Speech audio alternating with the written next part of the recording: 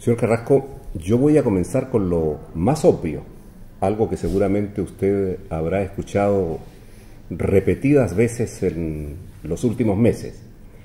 Hace no más de media hora, una colega amiga del Instituto Cervantes aquí en Utrecht me dice: oye José, mira, es increíble este chico la fama que ha conseguido con su primer libro, ¿cómo es posible?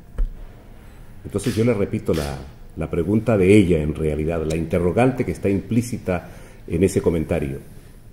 ¿Se esperaba usted esto? No, en absoluto. No me lo digo. Pero yo también me lo pregunto, ¿cómo es posible? ¿Sí? Sí, claro que me lo pregunto, por supuesto, cómo no. Es una primera obra publicada y, bueno, no es normal que concite tanto interés o tanta atención. Y, por supuesto, no es normal para mí. Yo no esperaba nada parecido a esto. Mi objetivo era infinitamente más sencillo, más humilde, que era básicamente intentar publicar un libro que tenía, que a mí me gustaba.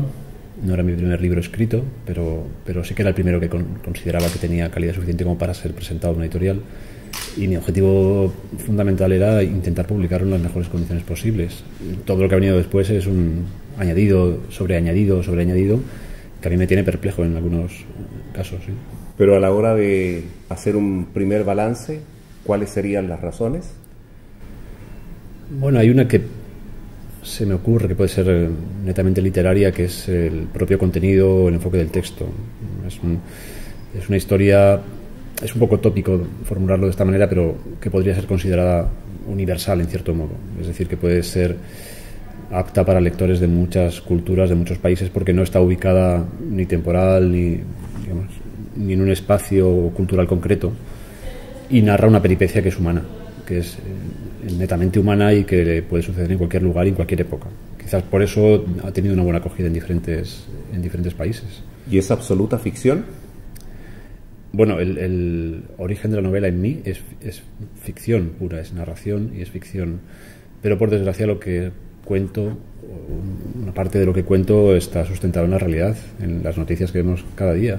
Es, digamos, la parte más atroz o más difícil o más cruel del libro, por desgracia no me la he inventado yo. Ya me hubiera gustado ser el inventor de algo así. O sea, no por el honor de inventar algo maligno, sino porque esa maldad estuviera simplemente contenida en mi cabeza y no en el mundo, en la realidad. Y por desgracia está en la realidad, no está solamente en mi cabeza. De modo que bueno, aunque no es una historia personal ni muchísimo menos, por suerte, sí que me he valido de lo que me rodea para construir historia. A propósito de ello, la madre tiene entre tantas, una misión importante que cumplir. Y en el momento en que su marido tiene la percepción que ella no lo ha hecho como él esperaba, él saca su navaja, la hiende en un lugar y con ese gesto lanza una advertencia y una amenaza de grandes proporciones. ¿Sucede todavía eso? Sí. No dramatizado seguramente de esa manera, puede que incluso peor, pero por supuesto que sigue existiendo. Es uno de los graves problemas de nuestra sociedad, que es la imposición, en este caso una imposición masculina hacia la mujer, que genera pues una situación de desprotección y de amenaza y también de violencia que es intolerable. En España, en mi país, las cifras de mujeres asesinadas a mano de sus parejas dentro del hogar son escandalosas. Cada año mueren decenas de mujeres, a veces cientos de mujeres dentro de sus hogares. Y esto, que pasa por ser un número en las noticias a final de año, una contabilidad, simplemente es la punta del iceberg del horror que se vive dentro de los hogares. Eso sucede, por desgracia sucede, y me da la sensación de que estamos lejos de acabar con ello. Y es un drama atroz. Creo que es inenarrable lo que puede suceder dentro de una casa para que al final suceda eso, ¿no? Nada es casualidad en una obra literaria. En esta, La intemperie, los personajes no tienen nombre. ¿Por qué? Bueno, hay diversos motivos para ello. Hay unos motivos que son meramente literarios, una idea de aportarle al texto una cierta resonancia, una amplitud que fuera más allá de de los nombres de los personajes, porque a veces no, generalmente cuando denominamos a un personaje estamos ya en cierto modo bautizándolo con todo lo que se supone, lo estamos incardinando en una cultura o en un contexto, y eso nos ayuda a comprender al personaje, pero también a encasillarlo, a encuadrarlo. Yo quería que el texto tuviera una mayor amplitud en ese sentido, y también que estuviera cubierto de una especie de bruma, ¿no? de algo, digamos, desenfocado, algo que propusiera al lector una experiencia incómoda de lectura, ¿no? Porque deseas saber, quieres saber cómo se llaman, quieres saber dónde están, quieres saber cuándo sucede, pero yo no concedo esa información al lector. Entonces se produce una cierta sensación de incomodidad en la lectura que a mí me interesaba. Ese es uno de los motivos. Y también hay otro motivo que es meramente práctico, que es que cuando estaba escribiendo, generalmente yo cuando escribo una historia, un libro o lo que sea, no empiezo por el nombre de los personajes. Empiezo a escribir la historia a partir de una idea, la desarrollo hasta cierto punto y llega un momento en que el nombre aparece. Pero en esta novela el nombre no aparecía, yo avanzaba y avanzaba y avanzaba y no aparecían los nombres, no encontraba el nombre adecuado para ninguno de ellos. Y cuando concluí la novela me di cuenta de, sencillamente que no tenían nombre. Y también me di cuenta de que la novela funcionaba bien así. Así que, ahí quedó y creo que hasta cierto punto puede ser un valor para la novela. Personajes: un niño, el cabrero, el alguacil, su ayudante, y ese personaje permanente durante todo el libro, la naturaleza, que juega un papel tan importante como los que acabo de nombrar, porque predispone, determina, obliga. ¿Todo esto se vive en el mundo rural de España? Bueno, si acaso en un mundo rural en vías de desaparición.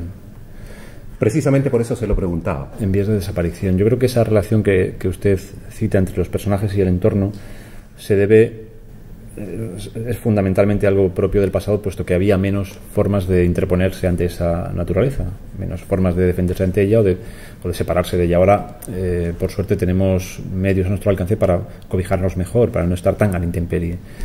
En ese momento no. Y era una relación que me interesaba mucho, efectivamente. No sé si es tanto un personaje, pero desde luego determina lo que los personajes pueden hacer. Lo que sucede en ese escenario seco, árido, llano, amplio, casi infinito. Lo que sucede ahí es algo muy particular que no sucedería en otro lugar. No sucedería en la Europa del Norte, no sucedería en un hotel de 5 estrellas ni en un aeropuerto. Sucede en ese sitio. Y sucede porque la naturaleza es así. Y porque, lo que decía, no hay, digamos, un muro, una pared para separar al personaje o a las personas de la naturaleza. Así que están debajo del cielo, de las estrellas y de las inclemencias en todos los sentidos. Eso es algo que me interesaba muchísimo y tanto es así que finalmente el título de la novela alude a esa condición, a esa relación de los personajes con el entorno. Y si la naturaleza es inclemente, incide para que los seres humanos se vuelvan inclementes también. Claro, por supuesto. Por supuesto. En este caso el escenario natural para mí funciona como un espejo del interior de los personajes. Y aquello que está sucediendo fuera sucede dentro también. Siguiendo con el ejemplo de antes, misma novela ambientada en un lugar mucho más rico, más abundante, más lleno de agua, por ejemplo, pues imaginemos un prado alpino, sí, en una primavera, en un verano, no en un invierno. Las posibilidades que tienen los personajes para subsistir son mayores. Hay mucha más alimento para repartir, no hay que disputarse cada gota de agua, no hay que disputarse cada pasto, no hay que disputarse... De modo que hay, digamos, un bienestar más o menos general que seguramente hace que las tensiones entre los habitantes sean menores. Aquí hay un rozamiento que es muy violento porque hay muy poco para repartirse entre muchos. Y eso genera una estructura de poder vehiculada por la violencia, en el que el más fuerte se sitúa arriba y dice a los demás lo que pueden y no pueden hacer. Y en este caso es un paralelismo, es un espejo. Todo aquello que la naturaleza en este caso les está quitando a los personajes tienen que buscarlo. Y se genera, como si fuera un espejo, una estructura social acorde con esa estructura natural. Jesús Carrasco, yo le confieso que mi conocimiento del mundo rural, pasado y presente, es casi nulo, de tal manera que mi próxima pregunta tiene mucho que ver con mi ignorancia. Voy a leerle: Ménsula, Mechinales, Barboquejos, Caprina, Alledo, Coscoja, fallevas, almadraba, aduja, son algunas de las palabras, no todas, que me han obligado a ir al diccionario. ¿Esto es a propósito? Porque yo quiero creer que sí, pero por más de la razón obvia de la búsqueda de precisión.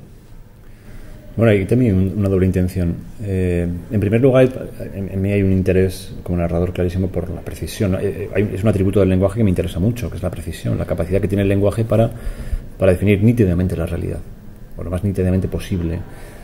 Y siempre intento encontrar la palabra, el vocablo que define aquello que yo estoy buscando, ¿no? Y si esta ventana que tiene una falleva, no tiene un cerrojo ni otra cosa, tiene una falleva.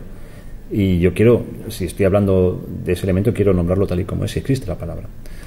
Está por esa parte, digamos, esa necesidad de precisión o ese interés que tengo por la precisión. Y luego también es un gusto por la palabra, a veces por la sonoridad de la palabra, por la belleza, por la diversidad de palabras, ¿no? Me gusta cuando leo, los autores que leo, pues que me propongan también vocablos que no conozco, que iluminen esa parte de la realidad que yo no soy capaz de iluminar por mi propia ignorancia. Entonces, bueno, me gusta leer y aprender ciertas cosas, pero en ningún caso siempre intento que digamos, esta abundancia de términos esté al servicio de la narración. Precisamente por eso yo quería creer, y ahora me confirmo en lo que pensaba, que hay también como un deseo de participación, porque si yo voy al diccionario, producto de lo que usted escribe, de una u otra manera, queriéndolo o no, estoy participando también de otra manera, más allá de la mera lectura de la narración. Bueno, eso es uno de los efectos de la lectura, ¿no? Que es, bueno, en cierto modo, pues el aprendizaje, en este caso de palabras, pero también de otras cosas, ¿no? Y efectivamente provoca una participación por parte del lector. En este caso, en el libro, hay varios elementos que invitan a la participación. Uno es el hecho de estar, en cierto modo, inacabado, nada es excesivamente explícito, obliga al lector a incorporar muchas imágenes o muchas experiencias personales para entender o para completar el relato. Y también este es otro tipo de participación. En todo caso, muchos lectores me dicen que se cansan de buscar palabras, que no quieren leer, no quieren leer con un diccionario en la mano. Y yo les digo siempre lo mismo. Bueno, en este sentido, este léxico técnico, si se quiere, funciona como una capa transparente. Se puede leer buscando en el diccionario o no buscar, pero esto no afecta al entendimiento de la historia. Es decir, el lector siempre se siente orientado, independientemente de que sepa lo que es una albarda o no. Intuye perfectamente que se está aparejando un burro o que se está cargando un burro, y con esa imagen, digamos, más general, tiene suficiente para continuar con la historia. No pasa nada. Puedes ir, a mí también, a veces cuando leo, digo, pues obras, ediciones críticas, bueno, pues están llenas de pies, de notas, y a veces me canso, ¿no? Pues es normal, quieres leer la historia. Yo creo que en este caso no afecta, se puede leer y entender perfectamente sin necesidad del diccionario, y si se buscan las palabras, pues mucho mejor, una experiencia mayor, ¿no? o mejor de la lectura. Evidentemente la violencia es una constante del libro La Intemperie, pero en un momento, y yo no soy preciso en esto para no develar partes esenciales de la novela que deberían encontrar o que deben encontrar los futuros lectores, se lo agradezco, aparece un personaje, ¿verdad?, con ciertas características, que es una suerte de complemento abusivo de esa violencia. Como si alguien, y en este caso el autor, dijera: el castillo de los monstruos no está completo si no aparece este personaje promediando el libro. ¿Por qué? Tullido. ¿Por qué el tullido? Sí. Bueno, tiene que... Ya teníamos bastante, digamos. Sí, bueno, tiene que ver, seguramente, por mi tradición, la tradición a la que pertenezco, ¿no? El esperpento aparece en algún momento. Y es un personaje esperpéntico. Pero es un personaje clave, porque es un personaje que obliga al niño a tomar sus primeras decisiones. Así es. Radicales. Absoluto. En el de índole, digamos, moral o... Bueno, verdaderamente trascendente, ¿no? Seguramente ese conjunto de decisiones que tienen que tomar en estas páginas, estas pocas páginas, en estos pocos días que comparte con el cabrero y con los demás personajes, estas decisiones son las que verdaderamente le abrirán la puerta de la edad adulta y le harán dejar atrás el niño que era cuando salió de casa, cuando huyó de casa. Y la figura del tullido a la que alude me permitía a mí, digamos, iniciar al niño en las decisiones, en los rudimentos del juicio, en el enfrentamiento ante un dilema moral y su resolución, qué hacer con él. Esto es lo que le propone el tullido, digamos, como preparación a lo que vendrá después, ¿no? A decisiones verdaderamente muy fuertes, ¿no? Este es un poco el sentido de este personaje. Esta es una novela muy seria, literatura pura.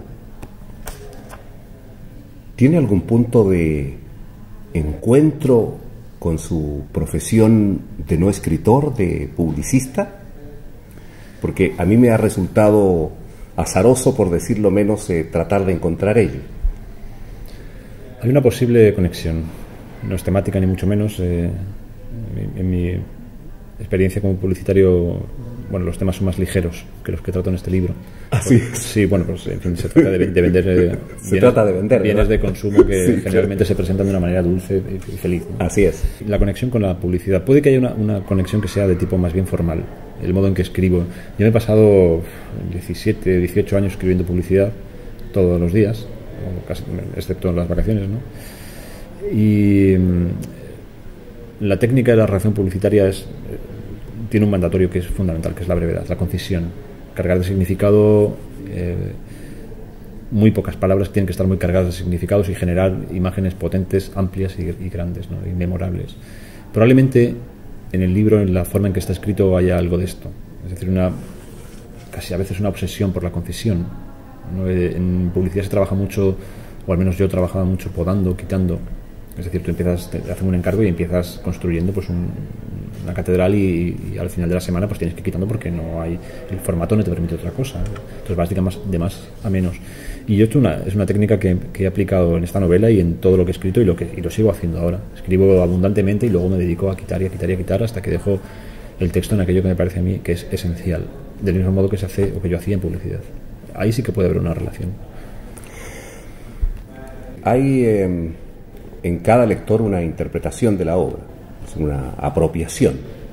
A veces puede ser absolutamente indebida, que no coincide con los propósitos del escritor, y yo le quiero dar la mía. Tengo la impresión que en Intemperie estamos frente no solo al mayor desamparo, sino que frente a un gran pesimismo y como contrapunto frente a un gran optimismo. Vamos por partes. El mundo donde todo esto sucede es un mundo que casi no tiene escapatoria, donde los linderos están muy acotados, es un mundo pequeño, asfixiante, y eso irradia pesimismo, ¿o no? Bueno, si solo se cuenta esa parte, sí, claro. Si el mundo es apocalíptico, efectivamente no hay donde escapar. Pero yo he procurado que hubiera ventanas de esperanza. Yo voy a ir a eso. He procurado que fuera así. No sé si coincide con su lectura o no. Coincide plenamente, porque si yo tuviese que escoger un elemento de Intemperie, si me obligaran, cosa que no me gusta, a decir, elija solo uno de los elementos, el que considere más importante, diría que la solidaridad. Es decir, esa solidaridad absoluta que lo arriesga todo sin pedir nada a cambio, sin explicarse, como que si fuera parte del ADN de los seres humanos y el egoísmo es el aprendido.